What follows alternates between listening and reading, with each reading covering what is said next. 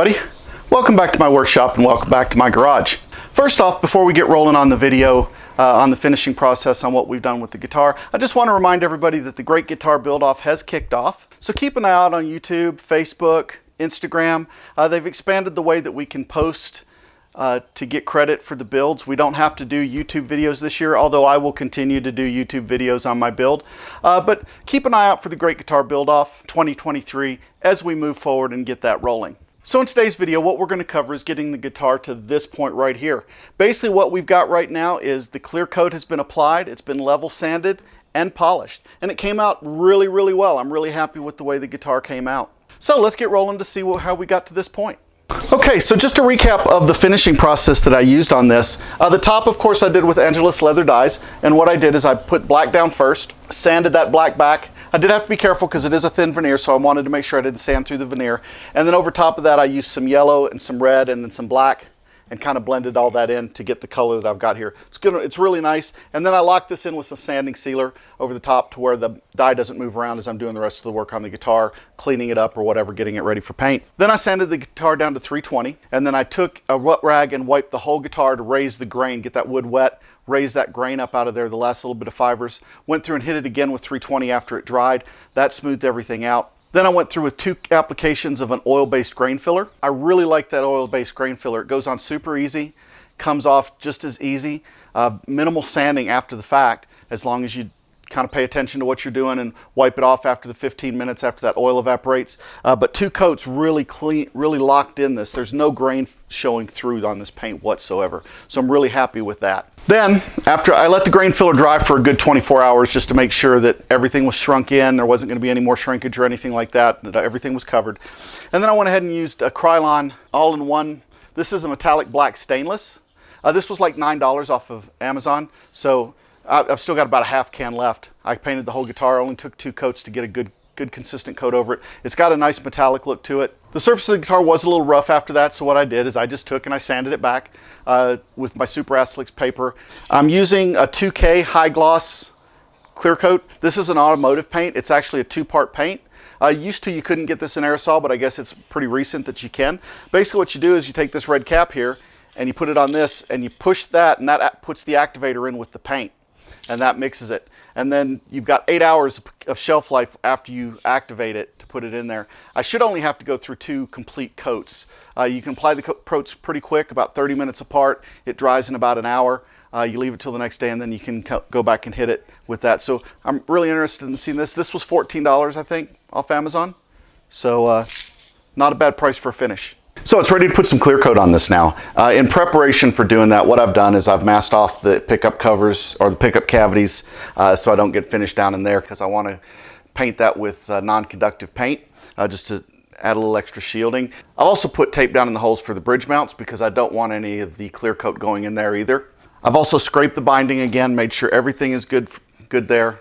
I've also taped off the front of the fretboard because I don't want any finish there. I don't mind it getting on the binding.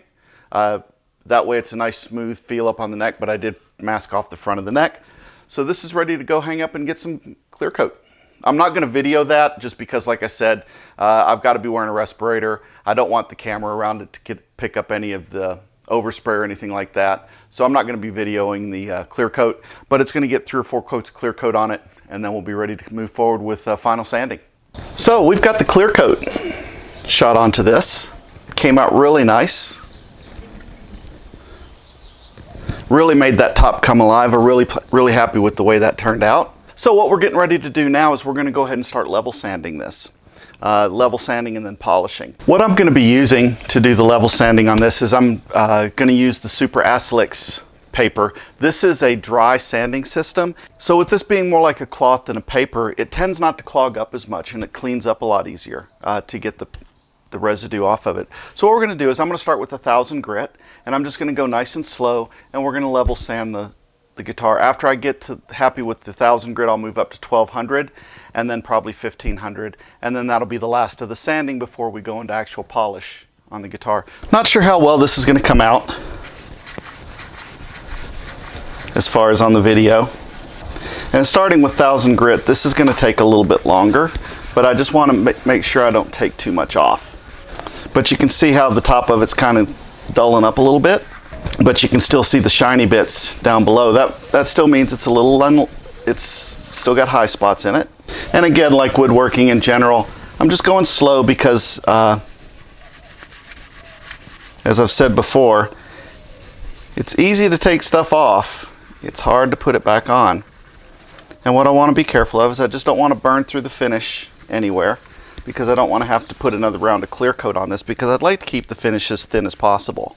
You do want to be careful around the edges, because the finish tends to be a little thinner right around the edges, especially around the edges of the pickup cover or the pickups and the control holes.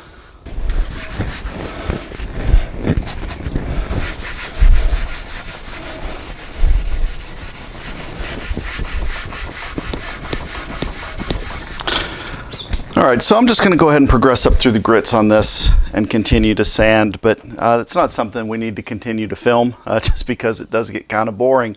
So I've got this all level sanded now.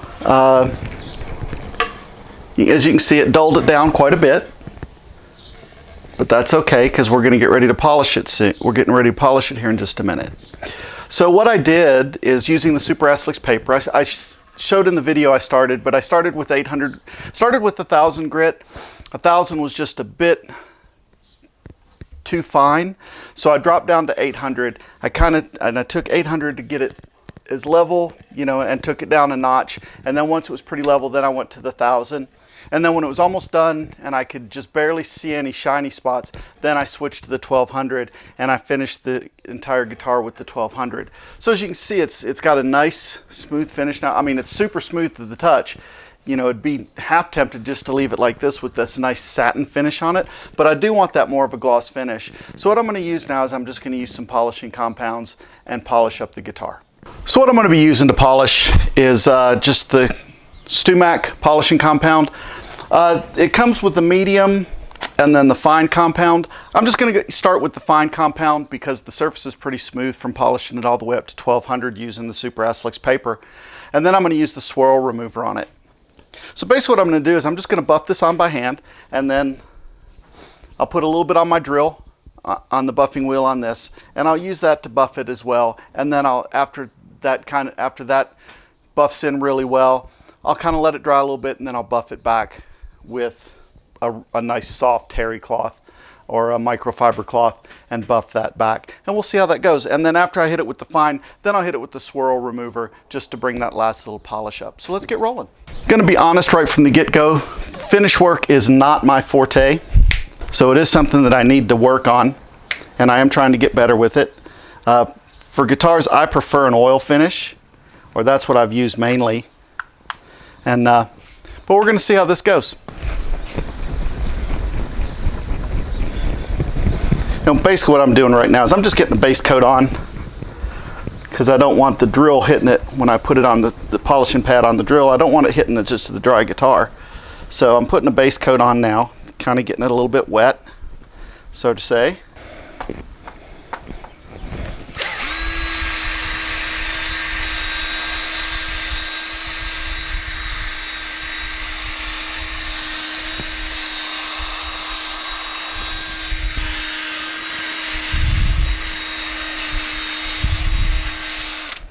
That's coming up really nice, actually.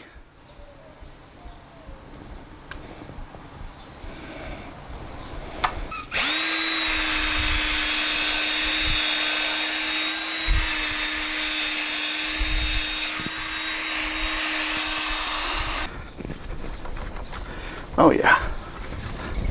Couple imperfections in the top that came out where there were some dimples in the top where I probably should have went through, but I wanted to be careful with the veneer because it was so thin. So that is showing a couple imperfections, but as you can see, that's shining up really, really nice. So I'm going to go ahead and do the rest of the guitar with the fine, and then I'll go through and do the swirl remover in the final buff.